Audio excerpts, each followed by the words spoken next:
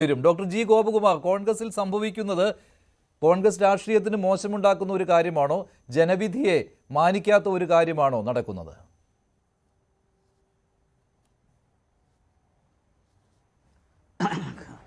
കോൺഗ്രസ് പാർട്ടിയുടെ ഒരു ചരിത്ര പശ്ചാത്തലം നോക്കിക്കഴിഞ്ഞാൽ, പ്രത്യേകിച്ച് കേരളത്തിൽ ഇത്തരം അധികാര കസേരകൾക്ക് വേണ്ടിയുള്ള സംഘടനം മുൻപുമൊക്കെ ഉണ്ടായിട്ടുണ്ട്. പക്ഷേ ഇന്ന് നമ്മൾ ജീവിക്കുന്ന സോഷ്യൽ മീഡിയയുടെ യുഗത്തിൽ ഇത് കൂടുതൽ ജനങ്ങളുടെ മുമ്പിൽ എത്തുന്നു, വളരെ പെട്ടെന്ന് എത്തുന്നു. ആ നിലയ്ക്ക് അതുണ്ടാക്കുന്ന വിമർശനം നമുക്ക് കണ്ടില്ല എന്ന് നടിക്കാൻ പറ്റില്ല. വളരെയധികം പ്രതീക്ഷയോടുകൂടി ജനങ്ങൾ അധികാരത്തിലേറ്റിയ ഒരു ഗവൺമെൻറ് പുത്തിരിയിൽ തന്നെ കല്ലുകടിക്കുന്ന രീതിയിൽ എത്തരുത്. ഇത്തരം കാര്യങ്ങൾ താമസമില്ലാതെ തന്നെ അഭിപ്രായം സമന്വയം കൊണ്ടുവന്ന് ഒരു തീരുമാനമെടുക്കേണ്ടതാണ്. അപ്പോൾ ആ നിലയ്ക്ക് ഈ ചർച്ച കൂടുതൽ മുന്നോട്ട് പോവുകയും അഭിപ്രായങ്ങൾ തുറന്നു പറയാൻ നേതാക്കന്മാരോ ഗ്രൂപ്പുകാരോ ഒക്കെ പറയാൻ തുടങ്ങിയാൽ പിന്നെ അത് കൈവിട്ട കളിയാവും. ഇപ്പോൾ തന്നെ മാത്യു കുഴൽനാടനും മുസ്ലിം ലീഗുമായിട്ട്, ലീഗ് നേതാക്കന്മാരുമായിട്ടൊക്കെ അഭിപ്രായ സംഘടന വന്നു കഴിഞ്ഞു ഈ കാര്യത്തിൽ. കാരണം മുസ്ലിം ലീഗ് അതിൻ്റെ നിലപാട് വ്യക്തമായിട്ട് പറഞ്ഞിട്ടുണ്ട്.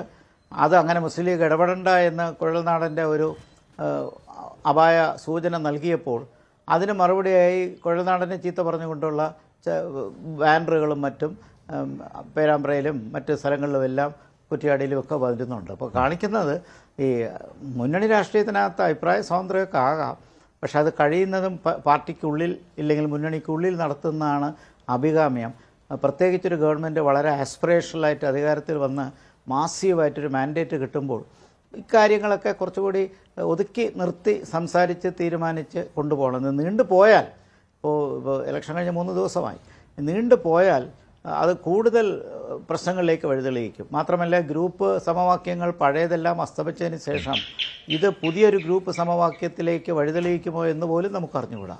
അത്തരത്തിലുള്ളൊരു രാഷ്ട്രീയ പശ്ചാത്തലം ഇവിടെ വന്നു കഴിഞ്ഞാൽ പിന്നീടുണ്ടാകുന്ന പ്രശ്നങ്ങൾ എങ്ങനെയാണെന്ന് നമുക്ക് പറയാൻ പറ്റില്ല. അത് ഒരു സോഷ്യൽ മീഡിയയുടെ യുഗത്തിൽ ജീവിക്കുന്ന ഒരു പശ്ചാത്തലത്തിൽ ഇതൊക്കെ നമ്മൾ വളരെയധികം ശ്രദ്ധിക്കണം. നല്ല കാര്യങ്ങളല്ല കോൺഗ്രസ് ക്യാമ്പിൽ നിന്ന് വരുന്നത്. രാവിലെ തന്നെ വി ഡി സതീശൻ മുഖ്യമന്ത്രി ആക്കിയില്ലെങ്കിൽ മന്ത്രിസഭയിലേക്ക് ഇല്ല എന്ന രീതിയിലുള്ള അഭിപ്രായ പഠനം നടത്തി എന്ന രീതിയിലുള്ള വാർത്തകൾ ഉണ്ടായിരുന്നു. വി ഡി സതീശനെ അറിയാവുന്നവർക്ക് അത് തെറ്റാണെന്ന് പറയുവാനും കഴിയില്ല. അദ്ദേഹം അത് പറഞ്ഞിട്ടുണ്ടാവാം. എനിക്ക് ഉറപ്പില്ല കേട്ടോ അദ്ദേഹം പറഞ്ഞിട്ടുണ്ടോ എന്ന്. അദ്ദേഹം പറയാനുള്ള സാധ്യത ഞാൻ തള്ളിക്കളയുന്നില്ല. അത്രയേ ഉള്ളൂ. Doctor G Gopakumar. അതെ, എന്തായാലും ഒരു പക്ഷേ അങ്ങനെയൊക്കെ സംഭവിച്ചു പോയാൽ, കാരണം അദ്ദേഹത്തെ തന്നെ പ്രൊജക്റ്റ് ചെയ്ത് ടീം UDF എന്നുള്ള സങ്കല്പം തന്നെ കൊണ്ടുവന്നത് വി ഡി സതീശനാണ്. അപ്പോൾ അത് അദ്ദേഹം തന്നെ നയിച്ച ഒരു പ്രസ്ഥാനം വളരെ പെട്ടെന്ന് അദ്ദേഹം അതിൽ നിന്ന് മാറി നിൽക്കുന്ന ഒരു പശ്ചാത്തലത്തിലേക്ക് വരുമോ, അതോ അദ്ദേഹത്തിനെ തിരഞ്ഞെടുക്കാൻ തീരുമാനമെടുക്കുമോ, അല്ല ഇതല്ല കെട്ടിയിറക്കിയ സ്ഥാനാർത്ഥി വേണ്ട എന്നുള്ളൊരു നിലയിലൊരു ചർച്ച പോയി കഴിഞ്ഞാൽ അവശേഷിക്കുന്ന 2 പേരിൽ രമേശ് ചെന്നിത്തലയ്ക്ക് അവസരം കിട്ടുമോ? ഇതെല്ലാം ഒരുപാട് വിഴുപ്പായി മാറരുത്. ഈ ചർച്ചകൾ ജനാധിപത്യത്തിൽ അത്യാവശ്യമാണ് വളരെയധികം. പിന്നെ ജനപിന്തുണയൊക്കെ പരിഗണിച്ച് നോക്കിക്കഴിഞ്ഞാൽ ഇപ്പോഴത്തെ ആ ഒരു വൈബ്രൻറ്റ് മൂഡ് അത് വളരെയധികം ജനങ്ങൾ പ്രതീക്ഷിക്കുന്നത് ഒരുപക്ഷെ വി ഡി സതീശൻ മുഖ്യമന്ത്രിയായി വരാനാണ്. കാരണം അദ്ദേഹം കൊണ്ടുവന്ന ആശയങ്ങൾ, അദ്ദേഹം എടുത്ത നിലപാടുകൾ, 100 സീറ്റ് 100 കവിയുമെന്ന് പറഞ്ഞ പ്രഖ്യാപനം, ടീം UDF എന്നുള്ള സങ്കല്പം, ഇതെല്ലാം ഒരുമിച്ച് കൊണ്ടുപോയി. ഇത് കൊണ്ടുപോകുമ്പോൾ മറ്റുള്ളവരെ ഇകഴ്ത്താനല്ല ഈ പറയുന്നത്, മറ്റുള്ളവരും പ്രധാനപ്പെട്ട ആൾക്കാർ തന്നെയാണ്. പക്ഷേ ഒരു തെരഞ്ഞെടുപ്പിൽ ഇത്രത്തോളം പ്രാധാന്യം കിട്ടിയതിന് ശേഷം അത്തരമൊരു നേതാവ് മാറി നിൽക്കുകയാണെങ്കിൽ, അങ്ങനെ വന്നു കഴിഞ്ഞാൽ അത് വളരെ അശുഭകരമായ ഒരു തുടക്കമായി പോകും. അങ്ങനെ ഇപ്പോൾ മൂന്നാമതൊരാളെ മുകളിൽ നിന്ന് ഇറക്കേണ്ട ഒരു കാര്യം എന്തായാലും കേരളത്തിൽ ഇല്ലല്ലോ. അങ്ങനെ കേരളത്തിലെ കോൺഗ്രസിൽ അങ്ങനെ ഒരു സാഹചര്യമേ ഇല്ലാത്തതാണല്ലോ. പക്ഷേ KCയുടെ പേരിന് മുൻഗണന കിട്ടുകയും ചെയ്യുന്നുണ്ട്. തീർച്ചയായിട്ടും വാസ്തവത്തിൽ ഒരു അത്യാവശ്യവും ഒന്നും കാണുന്നില്ല. എനിക്ക് മനസ്സിലാക്കാൻ വയ്യാത്തത്, കാരണം ഒരു രാജ്യത്തിൻ്റെ ഹൈക്കമാൻഡ് പാർട്ടിയുടെ 5 സംസ്ഥാനങ്ങൾ ഭരിക്കുന്ന ഒരു പാർട്ടിയുടെ, പ്രധാനപ്പെട്ട ഒരു ദേശീയ പാർട്ടിയുടെ ഹൈക്കമാൻഡിലിരിക്കുന്ന ഒരാൾക്ക് കേരളം പോലൊരു കൊച്ചു സംസ്ഥാനത്ത് വന്ന് ഒരു ഉപതെരഞ്ഞെടുപ്പിൽ വന്ന് നിന്ന് അത് ജയിച്ച് മറ്റൊരു ലോക്സഭാ സീറ്റ് ഒഴിവായി അവിടെ മറ്റൊരു മത്സരം കാഴ്ചവെച്ച്, അപ്പോൾ അതിലൊക്കെ എന്തെങ്കിലുമൊക്കെ എവിടെയെങ്കിലുമൊക്കെ തിരിച്ചടിയൊക്കെ ഉണ്ടാകുമെങ്കിലുള്ള പ്രശ്നം. മാത്രമല്ല, അകത്ത് ഇഷ്ടം പോലെ നേതാക്കന്മാരുണ്ടല്ലോ, MLA മാരായ ആൾക്കാർ വേറെയുമുണ്ട്. അപ്പോൾ അങ്ങനെയുള്ളൊരു മാത്രമല്ല, ഇതൊക്കെ തുടക്കത്തിൽ സുധാകരൻ ബഹളം കാണിച്ച് കേരള ഹൗസിൽ പ്രതിഷേധിച്ച് നിന്നൊരു പശ്ചാത്തലം നമ്മൾ ഓർക്കുന്നുണ്ട്. അത് കഴിഞ്ഞ് 5 ദിവസത്തോളം ഹൈക്കമാൻഡിനെ വെട്ടിലാക്കിയൊരു പശ്ചാത്തലവും ടിക്കറ്റ് കൊടുക്കുന്ന പശ്ചാത്തലത്തിലുണ്ടായി. അദ്ദേഹത്തിന് മത്സരിച്ചേ പറ്റൂ. അന്ന് ഹൈക്കമാൻഡ് എടുത്ത തീരുമാനം എന്താണ്? എംപിമാരാരും മത്സരിക്കേണ്ട. അപ്പോൾ എംപിമാരാരും മത്സരിക്കേണ്ടെങ്കിൽ വാസ്തവത്തിൽ KCക്കും അതിന് വലിയ സ്പേസ് ഇല്ല. അത് ധാർമ്മികമായിട്ട് അദ്ദേഹത്തിന് അവകാശപ്പെടാൻ വലിയ കാര്യമില്ല. പ്രത്യേകിച്ച് അദ്ദേഹത്തിൻ്റെ സംസ്ഥാനമാണ്. ഒരുപാട് നേതാക്കന്മാർ ഇവിടെ തന്നെ ആസ്പിറേഷണലായിട്ട് നിൽക്കുന്നുണ്ട്. അദ്ദേഹത്തിനാണെങ്കിൽ വളരെ തിരക്കുള്ള മറ്റ് ചുമതലകളുണ്ട്.